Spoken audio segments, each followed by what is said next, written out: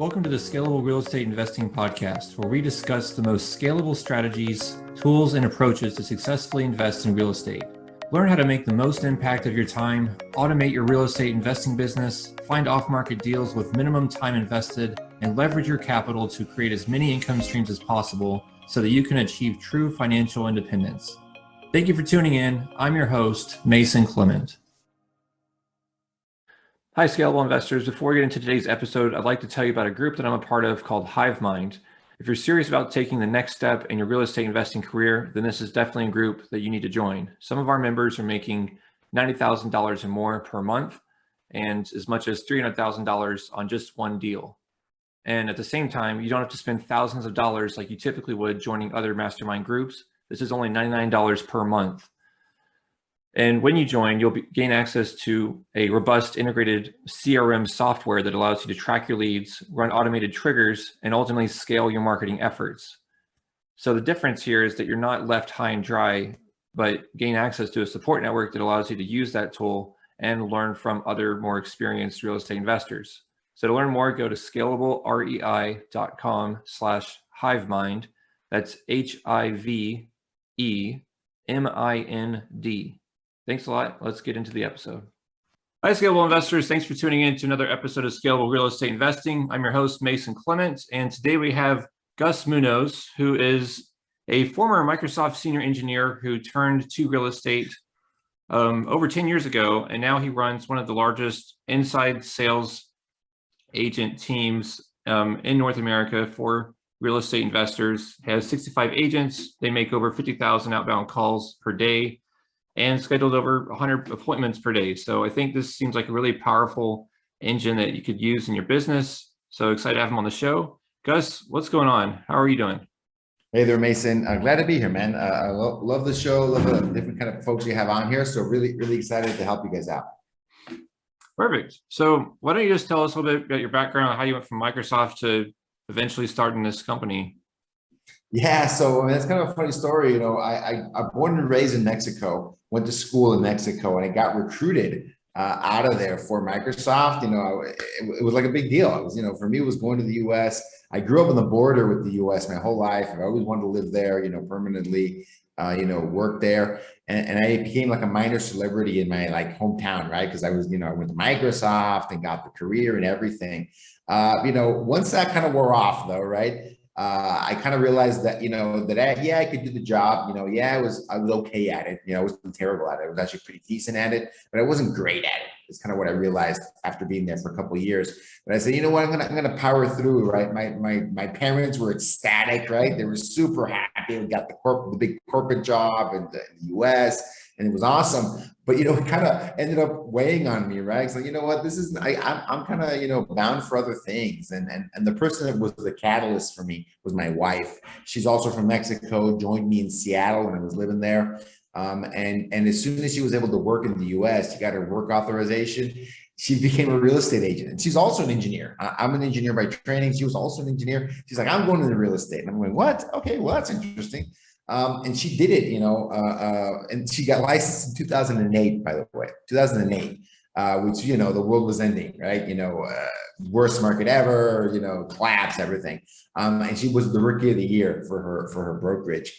And, so she had a lot of fun. She got into the whole investor side because those were the only deals in town for a long time. Short sales, REOs, foreclosed properties, all that kind of stuff. So I got really interested in that. That was a really cool, it was hard, but that was a really interesting business to get into, right? And little by little, she joined in 2008. I got licensed in 2010. So a couple of years later, to help her out, like to be her assistant, like a really expensive assistant, right? If you look at it that way. Nights and weekends, we're doing real estate. Until one point I said, I was more interested in my nights and weekend job than my day job. So I went full time into real estate in 2013. The market had shifted by then, though. It was no longer like an investor only market. It was starting to become the big seller market that we see now. That is 8 years later, is kind of still going strong. So a little bit of a shift there. So we ended up shifting the business from working intensely with investors to working with retail, buyers and sellers. So that was my first foray into real estate. Okay. And how did you make that pivot to your current company, PowerISA? Yeah, definitely. So as you know, we were working on and with my wife, and I was helping her build a team. One of the roles, we had an admin, transaction coordinator, buyer's agents, listing agent. I was following like the Keller Williams team model, real estate team model, and one of the members of that team is like a telemarketer, like an inside sales agent, a member of the team that all they do is they're either prospecting, cold calling for new leads into the database, or they're helping convert the leads you're bringing in already into the database, right? So that role was really interesting for me, right? I'm an engineer, kind of my engineer mind got into it, and I said, man, this is a really scalable, this is a really important role, really scalable role. And the first thought I had was, I'm from Mexico, grew up on the border. I was having a lot of challenges recruiting and retaining in that role, much more so than any other of my other roles in real estate. And that's saying a lot, right? So I said, wow, okay, I bet I can build a team in Mexico. And I bet the cost difference, because the cost of living is dramatically different in another country compared to the US, and a big city in the US. And I bet this would be a better opportunity for them. We can pay more, we can provide benefits, we can do a bunch of things we couldn't do in Seattle. I bet I could do that in my hometown. And that's what I did. I built a team there. And as soon as I told people I was doing this, a funny thing happened. Four people, yeah, it was four people. It was four people gave me $2,500 a piece. So I got $10,000 just by talking about what I was doing. And they said, can you do this for me too? Like they were coming. One guy even called me up angry saying, hey, I've been looking for you. You're not returning my calls. And I want to give you this money. Get me a caller for my team too. I need that, right? Everyone wanted it, right? Everyone wanted something like that. And in real estate, I was used to, and investing the same thing. You're always chasing after the leads. You got to hustle to get deals. People were coming to me for this model. And I said, okay, I'm onto something here. There's a need for this, right? So we started with our first, I think, 4 or 5 person team that year, end of 2015. Fast forward to today, we have over, actually, we're actually above 65 people now. We have a massive team making calls all over the US and Canada, prospecting for investors, calling for real estate agents, retail agents, cold calling, converting online leads, anything to do with phone conversion, phone appointment setting, we do for real estate. Okay. So is there anyone on your team that would help if I wanted to like run Facebook ads? Would they help me set that up, or is that just something I'd have to do on my own and then just push leads to y'all, or how's that work? Normally, a marketing agency or the investor themselves are the ones that set up the ads. We help with the conversion aspect of that, right? Because Facebook ads are great. They can actually generate leads at a pretty decent price compared to Google, compared to, in the retail space, compared to Zillow and Realtor.com, way less cost. But even in the investor space, compared to Google pay-per-click, which is like the top of the market for the online leads for investors, Facebook is very competitive price-wise, but it takes more work to convert those leads. That's the trade-off with Facebook, between Facebook and Google. Google, you can get a very high intent kind of lead, but not necessarily with Facebook. So you might have to generate 50 leads, maybe 100 leads to get a couple of deals with Facebook, and you got to hustle to get those, right? You got to make the calls, you got to text them, you got to email them, and you've got to get their attention. You got to convert them, and first into an appointment. Go, qualify the seller, qualify the property, at least over the phone, and then go out and, set the appointment. If they qualify, you want to talk to them. If they have a good property, they got the right situation where it makes sense for them to talk to an investor, go out and talk to them and see if you can close that deal. Okay. So do your agents actually log into each client's CRM and making changes directly in there, or how's that work? Yeah, definitely. So typically when we join an investor team or work with an individual investor, it's in one of two different roles. There's two main roles. Number one is our outbound prospecting role, or cold calling role. Where there, a lot of investors, they build their business off of list generation. They generate lists. They generate lists based on high equity properties, a certain age of the owner, probates, tax liens. There's different kinds of lists you can kind of specialize as an investor. But you generate lists and you market to those lists. That's what investors typically do, right? They market to lists, they generate lists. We are that outbound prospector is calling those lists. It's another way to market to them, to get their attention, to see if they can qualify for your offer. So that's one of the main roles we do for investors. They spend a lot. Actually, this is a big advantage that investors have with regards to real estate agents. They spend much more money on their lists. They understand the power of a good list and how important it is to market to those lists. They understand that, in my experience, much better than the typical real estate agent, right? Where it's a lot more about referral, recommendation, your sphere, your friends and family. You can get a lot of business that way. Not necessarily for investors, right? Investors got to go find, out of the blue, a motivated seller.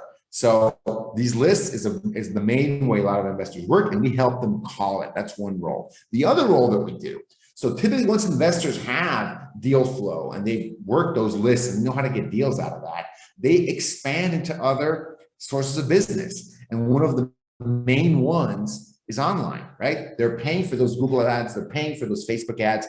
They're trying to capture people's attention online, and they want to capture the motivated seller. That's what they want. People that want cash now, no questions asked, as is condition. They're trying to get people's attention. The same way they're doing that with lists, but with advertising. Same concept, except that instead of buying a list that's cold, you're getting people to come to you, right? You're building that list name by name, person by person. So the ISA role is a little bit different there, right? They're not reaching out cold. I have no idea who you are or why you're calling me.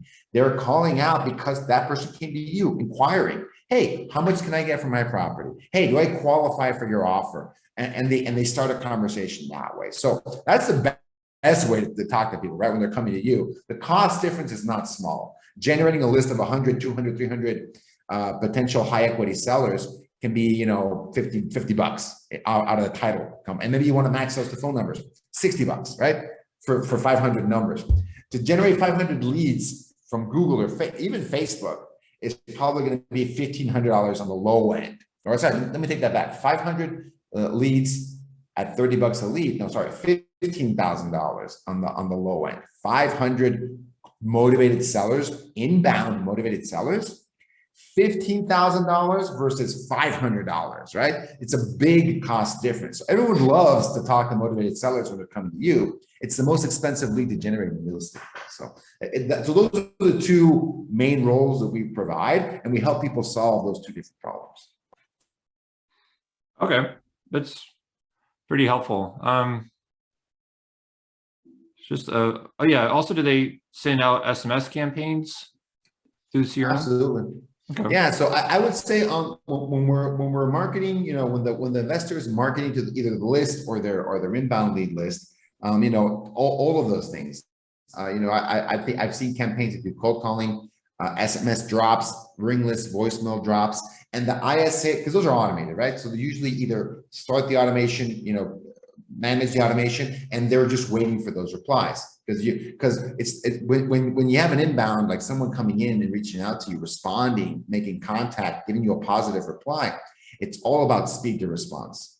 Because the market's so hot. I mean, this, Mason, as an investor, the market is so hot. The likelihood that motivated seller is only talking to you in that moment is low, very low. They're probably talking to other investors. They've probably gotten the yellow letter. They've seen the Facebook ads. They've seen the Google ads. So speed to lead is important. That's one of the main tasks of an ISA, making sure that they're reaching out right away to whoever comes in, whether it's a phone call, email, SMS response, ring list, voicemail response, all those things. They got to be there ready to go and solve one of those problems for the investor, which is just get back to people right away. You'd be shocked to find out how long some investors can take to get back to their leads, right? And then it's always like, oh man, I called them and they were already under contract, right? That's not rare. It happens a lot more than people think. If it's a good list and you're in a hot market, those deals are not going to stay there forever. Yeah, that's definitely very true. So how much qualifying does the ISA do when they initially reach out to the person? Yeah, and all of this is based off of a script. What we typically see on an investor campaign is they're qualifying the property and the person. The property and the person. The person has to have a life situation going on.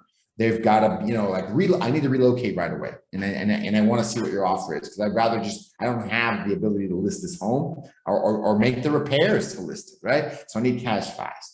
Or maybe like a probate situation, a death in the family, and no one wants to do anything with the property. They want to see how much they can get for it, and they don't want to hassle The heirs might not even live in the state where the property's at. I've seen that happen a lot, right? The parents, siblings, someone passes away. There's no one there to even go look at the property. Like, you know what? Can you go out and look at it and see tell me how much it's worth, right? Or any kind of life situation where the person, medical bills, unemployment. We just had a pandemic, right? A lot of this happened all over the country. People need to sell a property very, very quickly, and they might not have the funds to fix it up and prepare it for the open market, right? So qualifying the properties, qualifying the situation of the seller is unbelievably important. And then the second part is qualifying the property. Just because they have a need for cash now doesn't mean their property is going to qualify. There might not, because an investor needs you have a certain model you need to fit, right? It has to be, you have to purchase property at 80% renovated value, 70% renovated value, 90% renovated value. I mean, you guys know your numbers. There's a certain model, and the ISA needs to find that out. And there's really subtle ways to qualify, because you can't really go that in depth on these calls, especially if it's a cold call. If you annoy a person you contacted via cold call, they're going to hang up on you. They have no idea who you even are, right? You can't go too deep and can't make them too uncomfortable. But there's scripts for that, right? To try and kind of tease it out of them, like asking them, "Hey, have done any renovations in the last, 5 years? How old is the roof? Cool. What general condition would you say the property's in, right? So just different ways, like go around it and ask. And then you're asking the same thing 3 or 4 different ways to see if they'll answer any of those things. Because if you ask them the general condition of the property, they're like, "Oh, it's good. I think it's good. It's fair. It's fair. Have you renovated, the kitchen in the last couple of years?" "Oh yeah, I did renovate the kitchen in the last couple of years." Like, well, that immediately is a red flag for me, right? If you did renovations, like this is probably not going to qualify. Probably not going to qualify for what we're talking about. So you want to make sure you're doing both of those things. Qualify the opportunity, the person, and you're qualifying. All right. Yeah, that makes total sense. So in the Facebook ad campaign world, what are the best ad campaigns to be running right now? Oh, well, the number one thing you want to do when and this goes for the same for Google or Facebook, is you want to speak to that person's need, right? And typically it's the all cash offer. Cash now as is condition. You want to put that out there. I will say this about Facebook, which is a bigger issue in Facebook than it is in Google. There's compliance issues in Facebook, and it's kind of hefty. Typically, I see investors and marketers when they're doing this, and they tell us all the time, because again, we work hand in hand with the marketers and the people doing the ads, right? Because they need to tell us what the ad is, number one, because the ISA has to communicate the same message that your ad is communicating. So we get to see these things. They have to go through compliance. Sometimes it doesn't pass compliance, right? Because they don't want you to, Facebook doesn't like you freaking people out, that you're telling them, "Hey, I know you've been recently divorced, Mr. Lead. So, let me help you out. I can help you sell that property right from it. I'll give you cash for your property, close in 7 days." So the fact that you identified that you're targeting like recently divorced people will freak out consumers, right? So Facebook doesn't like that. Don't make it sound like you know who they are, because you actually might know who they are, right? The targeting and the algorithm is actually really, really impressive. And there's something called the special ads category, which actually removes some of the demographic targeting. You can't target by age. It limits how much you can target geographically. It doesn't let you target by gender or ethnicity. But a solid ad, even now that can pass compliance, is just going to give people options, and you're asking about different situations. "Hey, are you under going through a tough time right now? Are you under gotta pay some bills? Do you need cash fast? Because we can give you some options." You don't want to, you can't, they won't let you say, "I'll give you at least this much money for your property." You don't know that. You're making an unbased claim. They don't like that either, right? So there's definitely some hoops to jump through when you're generating the Facebook ads. It's a lot of work up front. Once you have your ad passing compliance, don't touch it, right? It's good to go. It's pretty much going to be set, right? And at that point, you're just playing around with the targeting. You want to run it in this neighborhood or that neighborhood or this part of town or that part of town, and you're just moving it around to see where your ad can get more throughput, right? Typically, and this is all based on the cost per lead. Cost per lead for motivated sellers on the low end, $25 to $30, minimum $25 to $30 per lead. On the high end, $50 to $100, I'd say. I guess this is I'm painting a broad brush. You might be in Topeka, Kansas, and you can get them for $5 a lead. That's great. But I'm like in general, I guess in the medium to larger cities, they're going to be in that price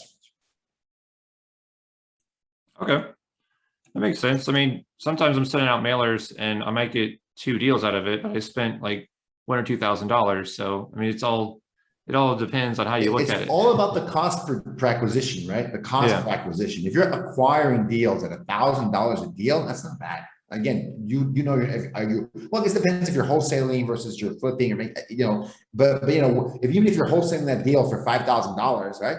I mean, that's not bad, man. Put 1,000 and get a 5,000 out a month or two later. That's pretty good money. You know, so it all depends on your cost per acquisition. You have to know that. Online is great. I would caution people to start with online. I don't think you start with online as an investor. I think you actually start the old-fashioned way, which is prospecting, dialing for dollars, mailers, list generation. Build a list, market to it. Build a list, market to it. Because that's going to give you a lot of very inexpensive at-bats, opportunities to give them your pitch, to get them to sign on the dotted line. The last thing you want to do is be acquiring deals via Facebook for $2,000, $3,000, and you can't close them.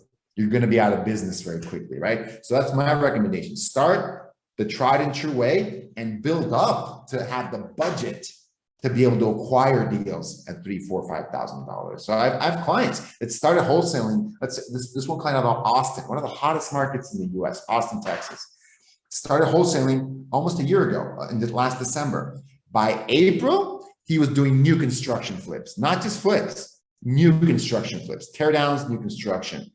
Because that's a very dynamic market.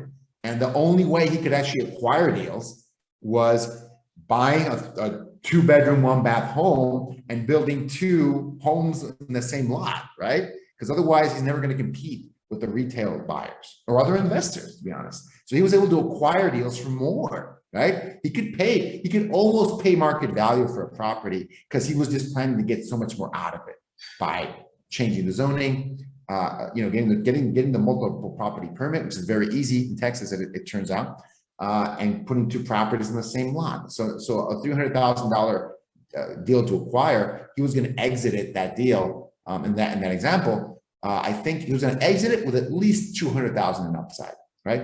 After everyone's paid, which is amazing off a $300,000 acquisition.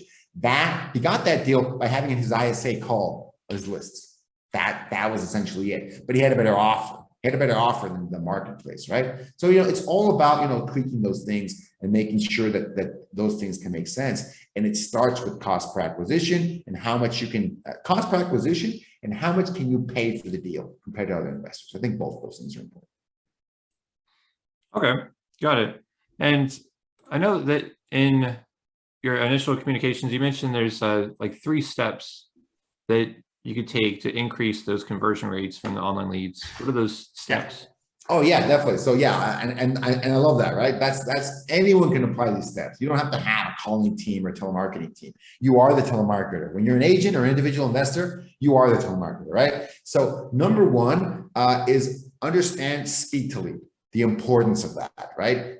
Because these motivated sellers, they're getting contacted by other people. They're probably being bombarded with mailers, postcards, phone calls, text messages. I mean, there's a lot of these things. If on whatever reason that day they decide to respond to you, you better respond back, and you better respond back in a timely manner. And that can be via automation too, right? The number you publish everywhere, make sure if someone texts you on that number, something texts them back, because you've got a CRM with texting ability, because you've got one of the 1,000 online texting tools you can buy. I'm not going to mention any of them. You just Google, there's tons of them, but CRMs are a great way to manage that. If you're marketing to these lists in any kind of consistent way, you need a CRM. This is not like retail real estate where you can only get a buyer with like a little database of 50 people. No. If you're spending money to market to these lists, you better have them in a CRM so you can keep track. And if anyone responds, you can respond back right away. There's automation and tools for that. And there's also staff too, right? Having an inside sales agent helps with that speed to lead. It's not the only way to solve it, right? Number 2, speed to lead is a great way to get in touch with people. That's awesome. Number two is also, are you trying to call them enough times, right? Are you reaching out to them enough times? I see many people, agents and investors, they don't want to bother people. They're concerned that folks will get mad at them, that they will, block their number, or if they pick up, they're going to be angry. And like, you know what? That's just, take that fear away. The likelihood of that happening is low, right? Low. That just the moment you reach out to them, they're going to take time out of their day to really let you have it. I mean, that's just not, it's not a fear. It's not an objection that's based in reality. It's a fear-based objection. Make the call, right? 12 touches in the first 30 days when you acquire that lead. I don't care how you acquired it. 12 touches within the first 30 days.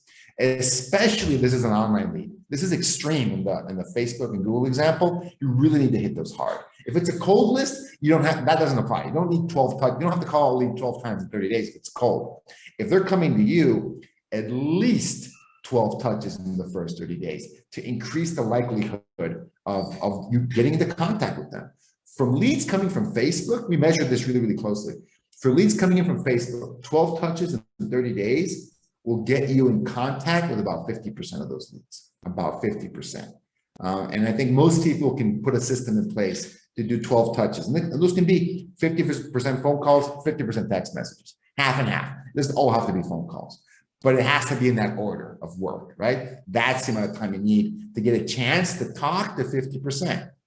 And then it takes me to step number 3, right? So number 1, speed the lead. Number 2, intense follow-up. Number 3, once you get in contact with them, you got to know what to say, right? The scripting has to be on point. Your offer has to be on point.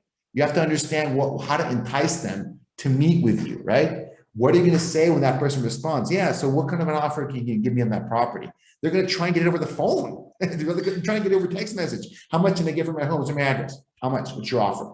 So they're going to try and just not even talk to you or get away from you. And you've got to convince them, persuade them why they should talk to you. I can get the offer ready in an hour. I just need to go see the property. That's all I need, sir. Can you answer a couple quick questions? Boom, boom, boom, boom, boom, boom. Okay, great. When can I go see you? Because I'm free this afternoon. I'll be in your neighborhood this afternoon. Does that work? Okay, how about tomorrow morning? Okay, great, right? So you've got to have those responses ready to go because the words you use matter. You shouldn't be winging it. You shouldn't be saying, oh, whatever, however I feel that day, I'm going to respond. No, man. When someone asks you a question, if someone gives that objection, what's your offer? I'm ready. Just give me the offer. Let me see. You have to respond to that because no, you're not going to give them the offer, right? Number one, you don't have enough information. You shouldn't even give them a price range, right? One of our clients, what they would do, I think when someone insisted on that, they'd give them the Zestimate minus, I forget what percent, like 10% less or 20% less than the Zestimate, right? And depending on what, oh, sorry, not the Zestimate, the tax valuation, sorry. They would give them a certain percentage below tax offer. And if the person hung up on them, okay, they would just keep going. But if they were interested in something like this, oh, well, can you do more? Is that the most you can do? They would continue after that, right? But that's a script. That's a process. If they run every single lead through that, the people that hang up on you are not qualified. The people that are still talking to you and asking questions, okay, let's talk, right? Those are the ones they want to talk to. So that's the kind of thing you have to have down. When they reach out to you, you got to be ready. You've got to have some kind of value proposition. You got to handle those really obvious objections you're going to come up with, and you've got to handle them in a way that's going to get you the appointment. Okay. And so do your agents do a lot of this heavy lifting on the front end first and then pass that warm lead over once they've made it through these obstacles? Correct. Their job is to do the outreach, to put in the work, to talk to people, qualify the ones that are responsive, qualify them, and hand off the qualified people to the investor or the acquisitions person, whoever's actually going to go out there and take a look at them. Even then, the acquisition or the investor double checks, right? They're running the numbers, look at the property. They're saying, okay, this is worth my time. Let me go attend that appointment, or let me call them up and confirm. Yeah, when can we meet, right? I'm ready to, I'd love to take a look at the property and do an inspection so we can give you an offer today, like today. Okay, great. Let me go take a look at that. So that, yeah, exactly. That's the way that's the ideal way. If you're an individual investor, you do all those roles. You wear all those hats, right? The telemarketer, the acquisitions person, and everything. But if once you have some scale, you specialize those roles. Okay. Yeah, it definitely seems like a way to grow the business beyond just yourself, and the obvious bottlenecks in just having limited amount of time for just one person, you'll do something. So what if the business is growing? I know you could have like a dedicated agent, but could you add additional agents and just keep growing with your business? Yeah, yeah, definitely. So I mean, the clients that we work with, one of the advantages of us, because we're a big company, right? We have a lot of folks on staff, we have a lot of callers, a lot of flexibility. So some of our teams, let's say, the busy season during the late winter, early spring, they'll staff up, right? They'll, hey, I want 2 full-time callers, right? And then maybe during the winter months, where you shouldn't stop lead generating, but it's probably might not need enough people. So we have the ability to go, okay, great. Gus, from I don't know, October, we're recording this in October to January, I only need 1 full-time person. I need one part-time person. My lead flow is down, right? I still need help. I need something different. So we have the ability to kind of do that, right? Because we have the scale to do that. As long as they let us know within enough time, we can make adjustments. I have some of our teams are when we work with large teams, they can be very seasonal in their activity. So they might need 3 full-time people for 6 months of the year, and they might need 1 or 2 full-time people the rest of the year, right? So that's definitely, and when you're getting started, a part-time person might be more than enough. You might not need a full-time person right off the bat, right off the get-go, right? It kind of depends on the volume that you've got and the activities you want them to do. When you're doing cold calling and cold prospecting, that you might need a full-time person, because that's just a grind. It's a lot of calls you have to make, a lot of calls. Depends on your database, but yeah, it's a lot of calls. When you're talking about nurturing and following up with an existing database, existing leads, that's a lot easier to batch up into specific tasks that maybe a part-time person could do. Okay. I have a investor friend that she has one VA and they use a dialer that dials up to 10 numbers at the same time. So do y'all use dialers? So I mean, that's a really great question, because those dialers have a really specific purpose, right? A very, very narrow use case that I would recommend. And that is when you're essentially calling the phone book or a very large database with very bad numbers, right? When the database is very poor, you have to get through as many numbers as possible quickly. Well, it isn't at a reasonable pace. 10 lines is way too much, right? And some of these dialers, they always advertise 10 lines, 20 lines, 30 lines. I had a dialer that I think could do 50 lines if I wanted to.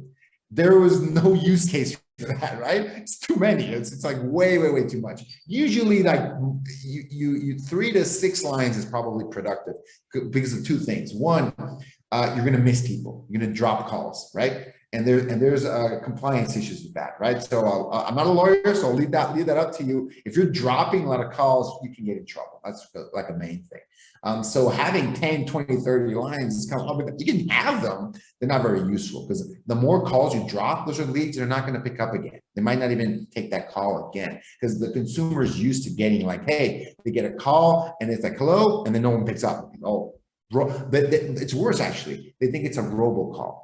They have no idea that it's a real person trying to reach out to them.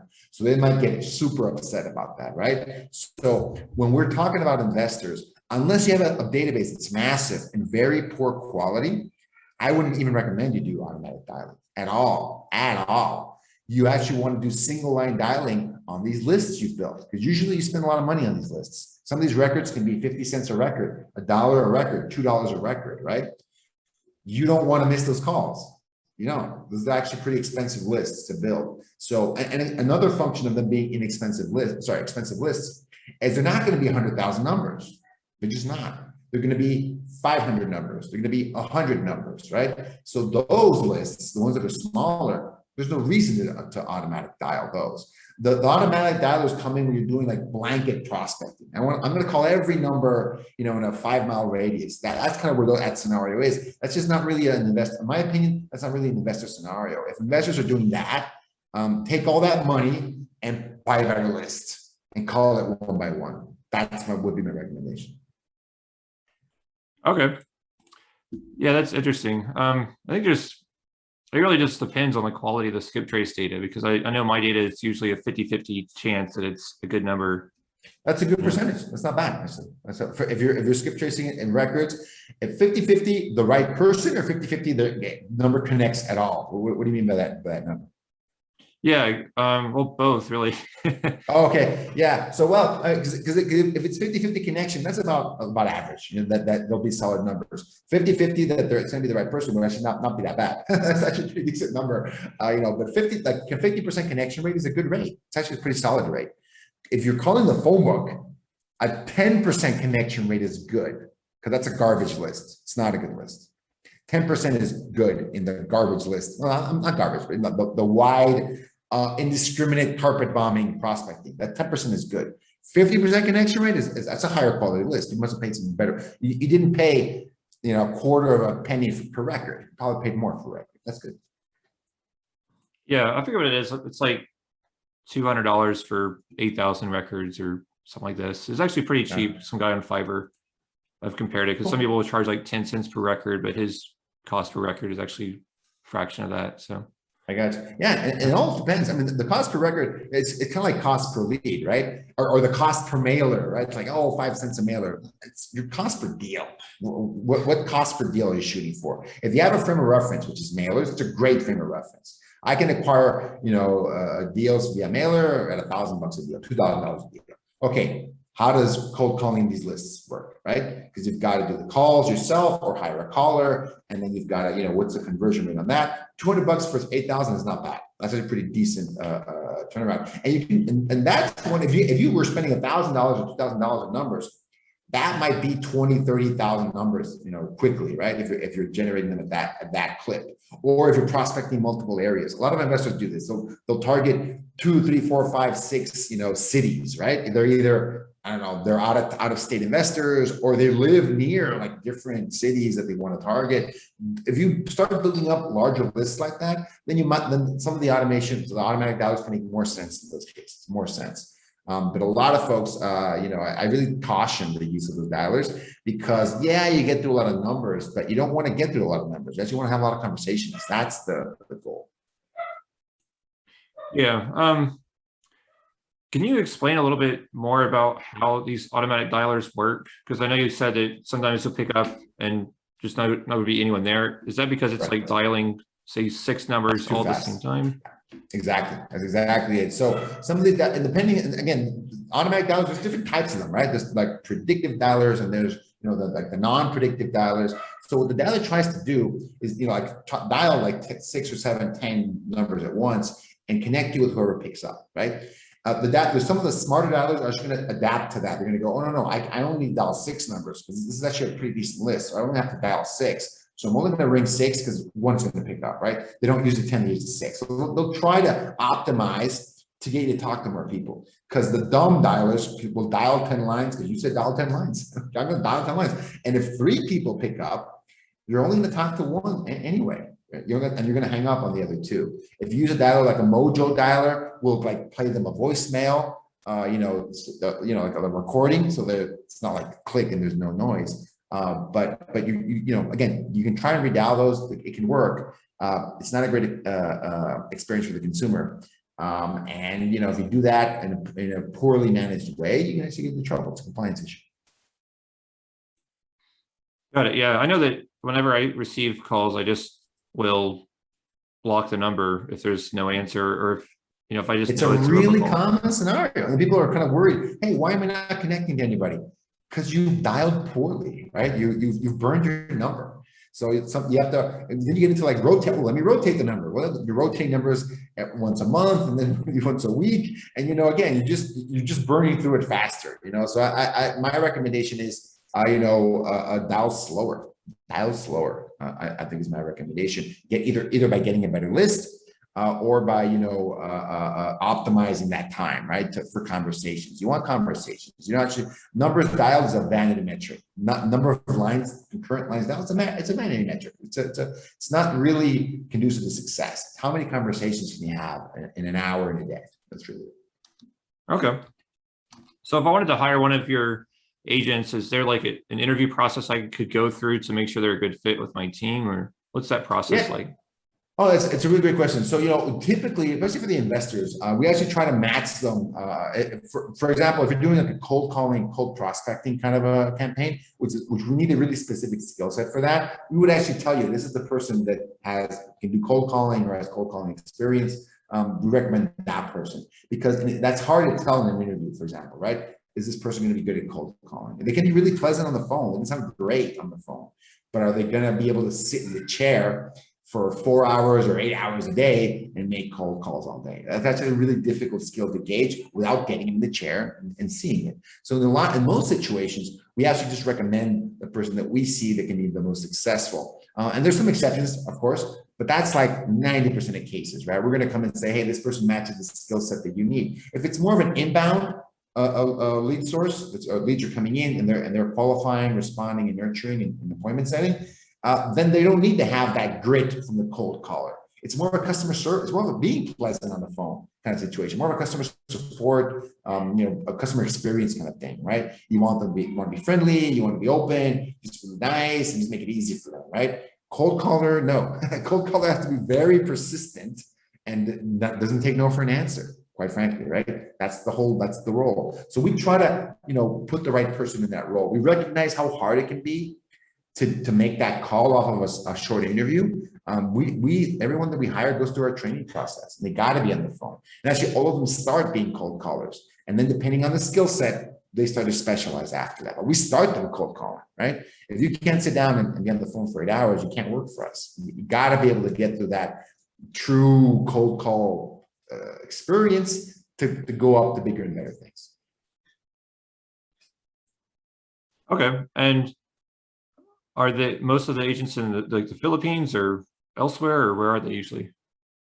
Oh, all of our folks are based in Mexico. All of our folks are based in Mexico. Main advantage of hiring folks in Mexico is most of them grew up in the U.S. So you've got, native English, most cases, and more than just native English, they understand the slang and the sarcasm. English in the U.S. is full of, really, really local expressions. And there's a lot of slang and there's a lot of sarcasm, especially. Try explaining the concept of sarcasm to someone outside the U.S. It's tough, man. People are like, what? And you use it that much? What do you guys all like live in sitcoms? Well, maybe, maybe we do, because, someone, and I saw this and I actually got to experience it. I used to manage a calling team in the Philippines for a while.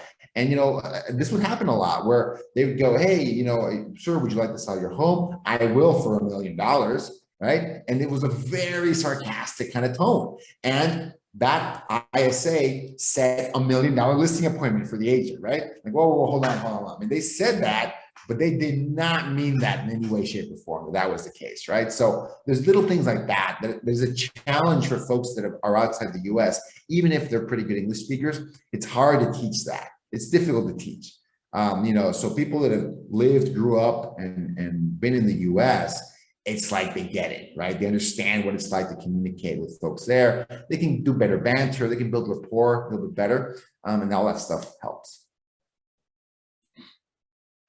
Okay, yeah, it's really helpful. So I probably stated the obvious, but are they all typically bilingual folks?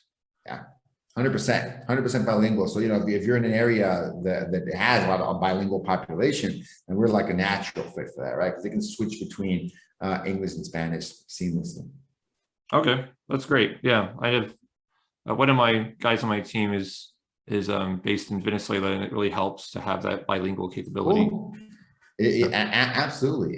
Yeah, no, and there's a lot of folks, in Latin America, not just Mexico, but all of Latin America. The further south you go, it's like, it's an even more intense difference, right, in the cost of living. So yeah, and there's really talented people there, and there's a lot of people all over, Mexico and Central and South America that grew up in the U.S. A lot of these folks, right? So they've got that U.S. culture, they've got that U.S. accent, which is what we look for, and they're a great fit for calling in the U.S. Okay, perfect. I guess one of my last questions is probably a silly question. I'm just wondering, is there like a trial period when starting out an agent, or is it just you just pay and Yeah, see how it works we out? can set it up to where it's a 30-day trial. We can set it up right. There's no long-term contract. And this is typically when we do this a lot for the prospecting campaigns, actually, because prospecting is very area specific. It depends a lot on the geography. Is it a high density area? Is it a low density area? A lot of like our cell phones everywhere, or is it a mix between landlines and cell phones? I mean, it has a lot to do with the area. So a lot of our prospecting campaigns, we do them for 30 days and we evaluate. Is this even worth doing? Are we talking to enough people to where we're going to get results from this campaign? So yeah, absolutely. We can set some of those up as 30-day campaigns and let's evaluate. Let's see. And even then, they remain like on a month-to-month basis after that. Yeah. Okay, so there's no like long-term commitments or anything like that. Once people are like locked in and like it, we obviously offer better pricing for our longer term commitments. So once people are like, okay, we're good, then usually they'll switch over to like a longer term commitment because it ends up being like a win-win, right? They're locked in for a longer period with us, and we offer them more competitive pricing. So yeah. Okay, so like, what are the time frames? Like 6 months, 12 months, or what's it look like? No, our longest one is 3 months, and then it goes into 3-month income data. The longest thing we're going to do is 3 months because of the seasonality of the market too. It's hard to kind of commit for a year or a 6-month time frame for a calling team.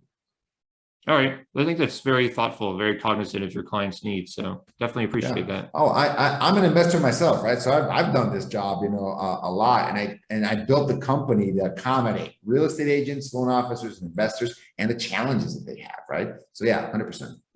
Okay, and if I wanted the agent to start cold calling like different property types other than houses, is that something that they could do? Or I guess to just train them and tell them what to say and how to change it, right? It is what they would know how to handle like a mom and pop kind of an owner for single family. I would say small multifamily, like the 1 to 4 typical. Anything higher than that, you start to run into just a different kind of objection, which is the gatekeeper, right? There's somebody that's not the owner in front of you. Their job might be to not let you through to the owner. So it's a little bit more challenging than just talking to mom and pop owners. But there's a lot of mom and pop owners of these, even smaller, maybe 10 unit, 20 unit multifamily. You can still see owner operators in some of those properties. So, I think that just depends if you're talking about the asset type, right? What we're talking about is if it's strip malls versus 1 to 10 multifamily, it's a big change actually.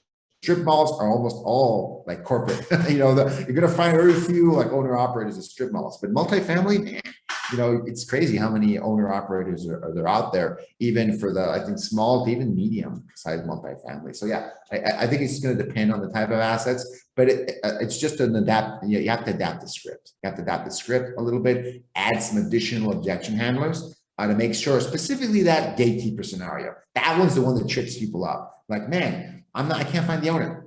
And they're done. No. This is an objection you have to handle, right? Okay, approach it this way, approach it that way.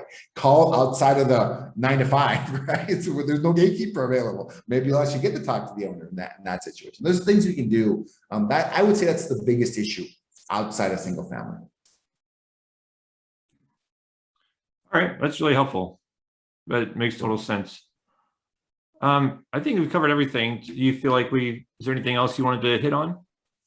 No, I think we hit most of the stuff. And those are great questions. You definitely tell when you're talking to a practitioner, right? You're like really, really specific. So I'm glad because I think it's going to add a lot of value to you and your audience. Perfect. Well, that's always the goal. It's also selfishly, like we said before recording, like it also adds tons of value to myself and just trying to share it. Like when you have excess knowledge, it's like just got to overflow and let the world know, and bring people along with you. Yeah, absolutely. All right, perfect. So if people want to learn more about your company or get in touch with you, what's the best way to do that? Yeah, the easiest way is our website, PowerISA.com altogether, PowerISA.com. That's the easiest way. And also on Facebook, I spend a lot of time on Facebook. We actually have a Facebook group that's free to join. We talk about real estate marketing, right? And stuff like prospecting and the calls and the lead conversion and all that kind of stuff. So I can send you a link over there so you can, post it if you'd like. And folks can just look for me on Facebook.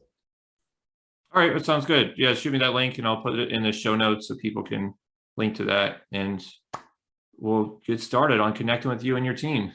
Thanks a lot. All right. Thanks, Mason. Appreciate it. Sure. All right, that's another episode of Scalable Real Estate Investing. Thank you for tuning in. Please be sure to leave a review and subscribe on whatever channel you're using to listen or watch these episodes. And also be sure to go to scalablerealestateinvesting.com, scroll to the bottom, and fill out the form to sign up for our email. And you could also reach me directly at mason@scalablerealestateinvesting.com. That's MASON at scalablerealestateinvesting.com. If you'd like to get in touch with me to either partner on deals or even be considered to do your own episode on this podcast. Thanks again, and have a great day.